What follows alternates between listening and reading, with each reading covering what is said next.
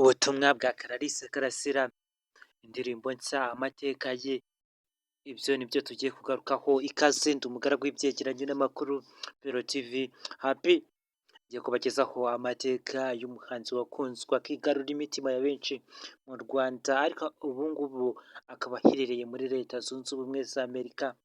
Umuhanzi wakunzwe cyane Clarisse Karasira, akaba afite ibihumbi 285 by'abasubscribers bamukurikirana ku rubuga nka YouTube. Akaba yaratangiye gukoresha urubuga nka YouTube ku itariki 26 z'ukwa karindwi 2016. Akaba amaze kugeza amashusho cyangwa se video 64 ku rubuga nka YouTube.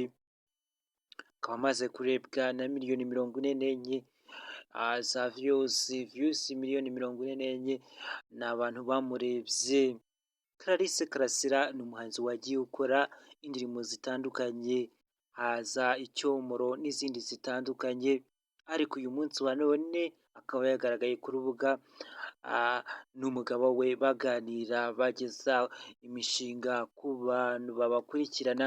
Nk'imishinga bagarutseho Clarisse Karasira n'umugabo we, ni umushinga yatangiye muri 2019.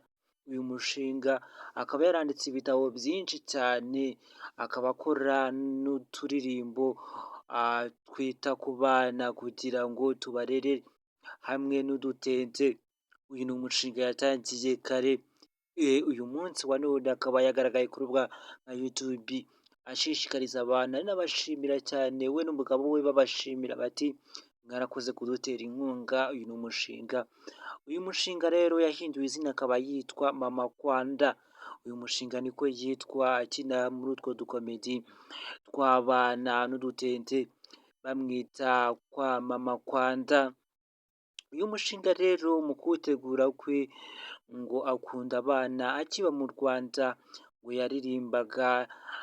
yararirimbaga maze agatoza n'abana umuco nyarwanda.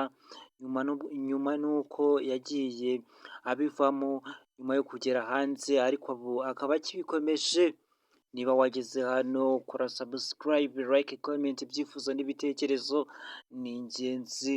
Uramenye n'ugenda umeze nka cya kinyoni cyagiye kitavuze bita igishwi. Niba wageze, kora partage, like, comment, ibyifuzo n'ibitekerezo kugira uzabone notification cyangwa umamenyesha akumenyesha ko twaprodinze iyindi video nshya. Okay, ndabakunda cyane abantu mugenda mutwandikira mukora subscribe, like, comment, ibyifuzo n'ibitekerezo ni ingenzi. Dukomeje kugenda tubashimira cyane, tubashimira abantu mugenda mutwereka ko mudukunda, mukatwandikira mutwereka ko tubikora neza, ariko nanone n'abantu batwandikira ko hari ibyo tudakora neza. Ni byiza cyane kugira ngo tubikosore. Ikindi tubagezaho amakuru atandukanye, buri kintu